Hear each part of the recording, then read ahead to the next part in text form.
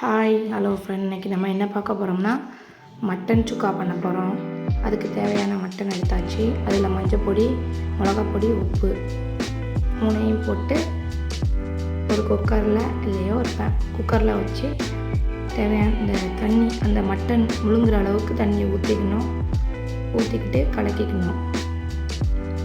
கலக்கி அதை நம்ம விசில் போட்டுருவோம். எத்தனை உங்களுக்கு மட்டன் வேகிறோ அது அளவுக்கு விசில் போடுவோம். இது நான் வீடியோ எடுக்க எனக்கு ஆள் இல்லை. ஸோ நான் உங்களுக்கு இதில் நான் என்னென்ன இது போட்டிருக்கேன்னு சொல்கிறேன்.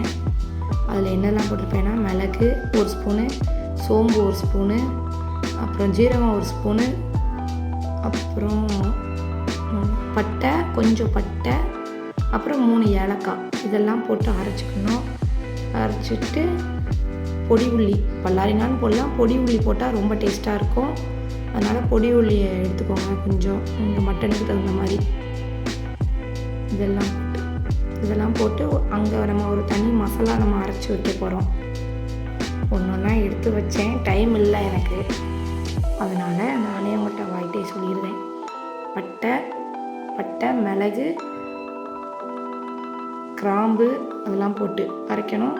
பொடி உள்ளியை நீங்கள் இந்த மாதிரி நச்சுக்கோங்க. மிக்சியில் அரைச்சிங்கன்னா மையாக அரைஞ்சிரும். இந்த மாதிரி குறைன்னு லேசாக இந்த குட்டி கல்லில் போட்டு இப்படி அடித்து வச்சிங்கன்னா நையை நறுங்க நச்சுக்கணும். அப்படி நச்சுக்கிட்டு அதை ஒரு பிளேட்டில் எடுத்து வச்சுக்கிடுவோம். நம்ம அப்படின்னா தான் வதங்கிறதுக்கு ஈஸியாக இருக்கும். பல்லாரி வெட்டினா அவ்வளோ டேஸ்ட் இருக்காது. பொடி உள்ளி எப்போவுமே டேஸ்ட்டாக இருக்கும். நம்ம இப்போ இஞ்சி பூண்டு பேஸ்ட்டு, அது எப்போவுமே நம்ம எல்லா மட்டனுக்கும் போடுறது தான் இஞ்சி பூண்டு பேஸ்ட்டு. இது அந்த நம்ம ஒரு மசாலா ரெடி பண்ணோம்ல, அந்த மசாலா தான் நம்ம தயார் பண்ணி வச்சுருக்கோம். அதுக்கடுத்து இதில் மெயின் என்னென்னா, மட்டன் சுக்காவுக்கு எப்போவுமே நல்லெண்ணெய் தான் நல்லாயிருக்கும். கொஞ்சம் நல்லெண்ணெய் ஊற்றிக்கோங்க, வெங்காயம் போட்டுக்கோங்க, கருவேப்பிலை 2 வத்தல் போட்டு வதக்குங்க. நல்லா வதக்கிட்டு இஞ்சி பூண்டு பேஸ்ட்டு போட்டுருங்க. இஞ்சி பூண்டு பேஸ்ட் போட்டு அந்த ஸ்மெல் போகிற வரைக்கும் கொஞ்சம் வதக்குங்க. இங்கே நம்ம குக்கரில் வச்ச மட்டன் வெந்துருச்சு. அதுக்கடுத்து நம்ம அதை என்ன பண்ணுறோம், இந்த இதுக்குள்ளே ஊற்றிடணும். ஊற்றிக்கிட்டு அதை ஒரு வதக்குன்னு வதக்கிக்கோங்க.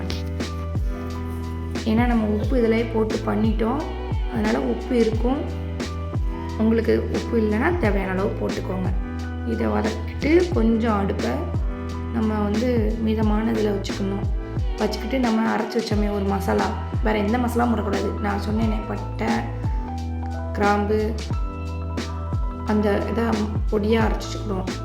அதை வறுத்து தான் பொடியாக்கணும், மசாலாவாக்கணும். அதை எடுத்து இதில் விரவி போட்டிங்கன்னா சூப்பராக இருக்கும். வறுக்கும் போதே இந்த ஸ்மெல் சூப்பராக வரும். அதுக்கடுத்து கொஞ்சம் நேரம் மூடி வச்சுக்கோங்க. மூடி வச்சுட்டு எடுத்து இந்த எண்ணெய் மேலே பிரிஞ்சு வரணும். அதுக்கடுத்து மட்டன் சூப்பராக இருக்கும்.